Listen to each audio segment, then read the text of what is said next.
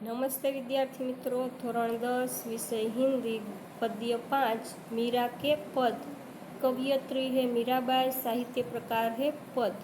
पद है वो छोटा होता है, उसमें गेयता होती है, छंद होता है। भक्त कवियों ने सबसे अधिक उपयोग पद का ही किया है। यहाँ पर मीराबाई का परिचय हम देख लेते हैं। श्री कृष्ण प्रेम की अनन्य गायिका मीरा का जन्म मेड़ता के निकट कुटकी नामक गांव में हुआ था।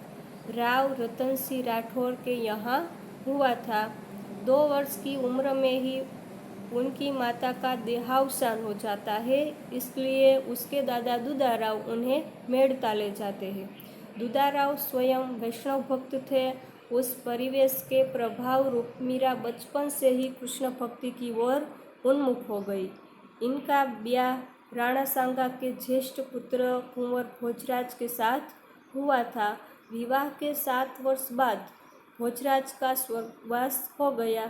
अब वे अपना अधिकांश समय सत्संग एवं पूजा पाठ में बिताने लगी। पारिवारिक यातनाओं से व्यथित होकर विरक्त हुई मीरा तथा पहले वृंदावन और बाद में द्वारिका चली गई, जहाँ जीवन के अंतिम समय तक रही। मीरा रचित पद मीरा पदावली के नाम से प्रकाशित रूप में प्राप्त है। अपने आराध्य गिरधर गोपाल की विलक्षण रूपछटा के प्रति उनकी अनन्य आसक्ति उनके भावधाराओं में बह चली है। यहाँ संकलित पहले पद में कृष्ण प्रेम दीवानी मीरा समग्र संसार को छोड़कर साधु संतों के साथ रहकर कृष्ण भक्ति में लीन हो जाती है और लौकिक मोह का त्याग करके अपने आराध्य श्री कृष्ण के अनन्य भक्ति भाव में डूब गई। दूसरे पद में मीरा ने श्री कृष्ण नाम रूपी रत्न की प्राप्ति से उत्पन्न असीम आनंद को अभिव्यक्त करने का प्रयत्न किया है और सद्गुरु को पाकर भवसागर पार उतरने का आनंद कवित्री को भाव विभोर कर देता है।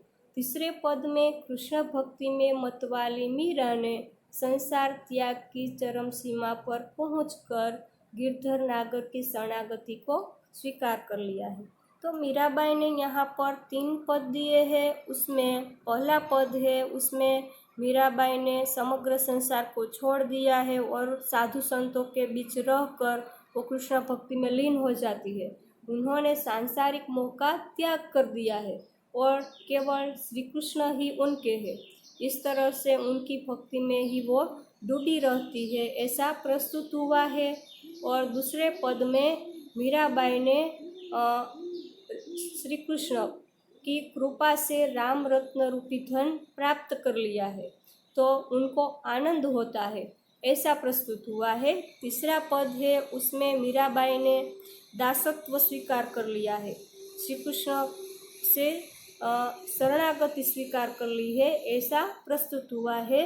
यहाँ पर पहला पद दिया गया है, उसमें मीराबाई को लगता है कि श्री कृष्ण के सिवा उसका कोई नहीं है, उन्होंने सारा संसार छोड़ दिया है। मेरे तो गिरधर गोपाल दूसरा न कोई साधो सकल लोक जोई। भाई छोड़िया बंधु छोड़िया सगा सोई। साधु संग बैठी बैठी लोक लाज होय। भगत देखी राजी हुई जगत देखी रोय। आंसुवन जल सींच सींच प्रेम बेली बोय। दधी मथी धृत काढ़ी लियो डार दई छोय। राणा विस्को प्यालो भेजियो पिय मगन होय। अब तो बात फैल गई जाने सब कोय। मीरा राम लगन लागी होनी होय सो होय। मीराबाई कहती है कि उनके श्री कृष्ण ही है, दूसरा उसका कोई नहीं। गिरधर यानी कि गिरी को धारण करने वाला, गिरी यानी कि पर्वत। गिरधर उसे ही कहा जाता है जिन्होंने गिरी यानी कि पर्वत धारण किया था, वो श्री कृष्ण है। गोपाल तो गायों को पालने वाला, उसे क्या कहा जाता है? गोपाल, तो वो भी श्री कृष्ण का ही नाम है। तो यहाँ पर मीराबाई कहती है कि गिरिधर गोपाल यानी कि श्री कृष्ण ही उनके है, दूसरा न कोई। और संसार में दूसरा कोई नहीं है उनका। साधो सकल लोक जोय। सकल यानी कि सारा, लोक यानी कि संसार, जोय यानी कि देख लिया। उन्होंने सारा संसार देख लिया, सारा संसार छान मारा, पर उनको गिरिधर गोपाल के सिवा उसका दूसरा कोई नहीं है। केवल श्री कृष्ण ही उनके हैं और उनके कोई नहीं है। उन्होंने सब कुछ छान मारा है, देख लिया है, सबको छोड़ दिए हैं। भाई छोड़िया, बंधु छोड़िया, छोड़िया सगा सोय। उन्होंने अपने भाई को छोड़ दिया है, बंधु को छोड़ दिया, सगे रिश्तेदार को भी, सोय यानी कि उनको भी छोड़ दिया है। साधु संग बैठी बैठी लोकलाज होय। वो श्री कृष्ण की भक्ति करती है और वो साधु संग यानी कि साधुओं के बीच बैठकर ही वो श्री कृष्ण की भक्ति करती है। इसीलिए उन्होंने संसार की शर्म को छोड़ दी है। लाज यानी कि शर्म, लोक यानी कि संसार, खोय यानी कि खो दी है, छोड़ दी है। वो साधुओं के बीच श्री कृष्ण की भक्ति में डूब जाती है, इसीलिए उन्होंने संसार की शर्म को छोड़ दिया है। भगत देखी राजी होय, जगत देखी रोय। भगवान की भक्ति करता है उसे भगत कहा जाता है। तो ऐसा भगत है जो भगवान की भक्ति करता है, उसको देखकर मीराबाई राजी होती है, आनंदित हो जाती है, उसको आनंद होता है। जगत देखी रोय।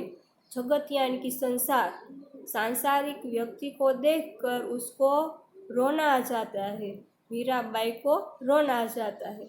आंसुवन जल सींच सींच प्रेम बेली बोय। आंसुवन यानी कि श्री कृष्ण के विरह में उनकी आँखों में से आंसू बहते हैं, तो यह आंसू का जल है, उनसे ही तो वह बेली है, लता। बेली यानी कि लता, बोई यानी कि बोना, रोपना। तो इस तरह से उन्होंने लता को रोपा है।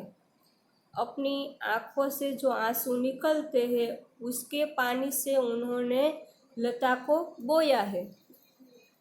दधी मथी धृत काढ़ी लियो, डार दई छोय। दधी यानी कि दही, मथी यानी कि मथना, गुजरातीમાં વલોવું। ધૃત यानी कि घी, काढ़ी लियो यानी कि निकाल लेना, डार दई यानी कि एक और रख देना, छोय यानी कि बिना बिना रस की गडेरी, उसको छोय कहते हैं। तो जिस तरह से दही को मथ कर उसमें से मक्खन निकलता है, मक्खन को जब हम गरम करते हैं तो उसमें से घी निकलता है, इस तरह से दही में से मक्खन निकालते हैं, मक्खन में से घी होता है, तो इस तरह से हम दही में से घी निकाल लेते हैं। उसी तरह ही मीराबाई ने पूरे संसार में से परम तत्व श्री कृष्ण रूपी तत्व है उसको निकाल लिया है और संसार को एक ओर रख दिया है। जिस तरह से दही में से मक्खन को निकालकर जो गडेरी होती है, जिससे दही मथा जाता है, उसे गडेरी कहा जाता है। तो वो गडेरी दही को मथ लेने के बाद एक ओर रख दी जाती है। तो उसी तरह ही मीराबाई ने पूरे संसार को मथ कर उसमें से श्री कृष्ण रूपी परम तत्व को प्राप्त कर लिया है और उन्होंने संसार को एक ओर रख दिया है। राणा विष को प्यालो भेजियो, पिय मगन होय। राणा जी ने विष का प्याला मीराबाई को भेजा था, क्योंकि मीराबाई साधुओं के संग बैठकर वो भजन करती थी, श्री कृष्ण की भक्ति में डूब जाती है और वो संसार की लाज को भी उन्होंने त्याग दिया है। इसीलिए ही तो ये सब राणा जी को अच्छा नहीं लगता, इसीलिए ही तो राणा जी ने मीराबाई को विष का प्याला भेजा था मारने के लिए। पर मीराबाई है वो हंसकर पी जाती है और उसको पी जाने के बाद उसको कुछ नहीं होता। राणा विष को प्यालो भेजियो, पी मगन होय। वो मग्न होकर उस विष का प्याला पी जाती है पर उसको कुछ नहीं होता। अब तो बात फैल गई, जाने सब कोई। यह बात है कि साधुओं के संग बीच बैठकर वो भजन करती है, उन्होंने लोकलाज को त्याग दिया है। तो यह बात सब जगह फैल गई है, सब कोई जानता है, जाने यानी कि जाने, सब कोई यह बात जानता है। मीरा राम लगन लागी होनी होय सो होय। मीरा है वो राम लगन में ही लग गई है, होनी होय सो होय, अब जो होना हो सो होगा। तो इस तरह से मीराबाई ने संसार को त्याग दिया है, लाज शर्म को छोड़ दिया है। वो कहती है कि मीराबाई राम लगन में ही लग गई है, अब जो होना हो वो होगा। तो इस तरह से पहले पद में मीराबाई ने श्री कृष्ण के प्रति अनन्य भक्ति भाव दिखाया है। उन्होंने संसार की लाज को त्याग दिया है और वो श्री कृष्ण की भक्ति ही करना चाहती है। गिरधर गोपाल ही उनके हैं, यानी कि श्री कृष्ण ही एक ही है उनके, दूसरा उसका कोई नहीं है। पूरे विश्व में, पूरे संसार में उसका कोई नहीं है।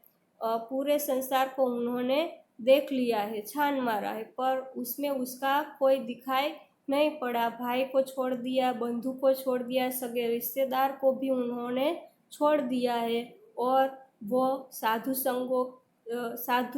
के बीच बैठकर साधुओं का संग करके उन्होंने लोक लाज भी खो दी है। उसको भक्त देखने को मिलता है, जो भगवान की भक्ति करता है वो देखने को मिलता है, तो वो आनंदित हो जाती है, और सांसारिक व्यक्ति को वो देखती है तो वो दुखी हो जाती है, रो पड़ती है। और श्री कृष्ण के विरह में अपनी आँख में से जो आंसू बहते हैं, उसमें से उन्होंने प्रेम की लता को बोया है। और जिस तरह से दही को मथकर उसमें से मक्खन निकालकर मक्खन में से घी होता है, तो इस तरह से हम घी निकाल लेते हैं, दही में से घी निकाल लेते हैं और उसके बाद गडेरी को एक और रख देते हैं। उसी तरह ही मीराबाई ने पूरे संसार में से प्रेम रूपी सार तत्व को एकत्र कर लिया है और संसार को एक और रख दिया है। यह सब बात है वो संसार में फैल गई है कि वो साधु संग बीच बैठकर भजन करती है, तो ऐसी बात फैल गई है। इसीलिए यह बात राणा जी को भी अच्छी नहीं लगती। उन्होंने विष का प्याला मीराबाई को भेजा था और उसको भी वो हंस कर पी गई थी, पर उसको कुछ नहीं हुआ। तो इस तरह से मीराबाई राम लगन की धुन में ही लग गई है। उन्होंने जो होगा सो होगा, यह भगवान के ऊपर छोड़ दिया है।